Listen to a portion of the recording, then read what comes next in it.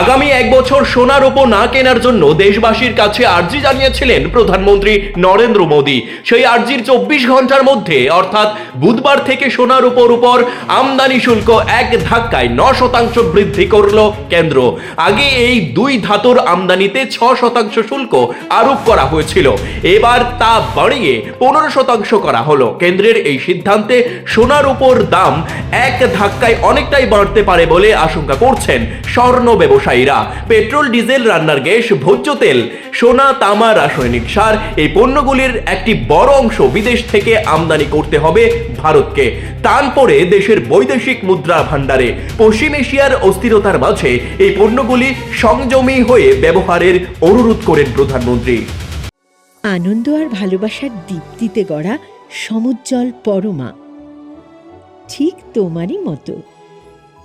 শ্যাম সুন্দর company jewellers, Agartala, Udaipur, Dharmanagar, Kolkata.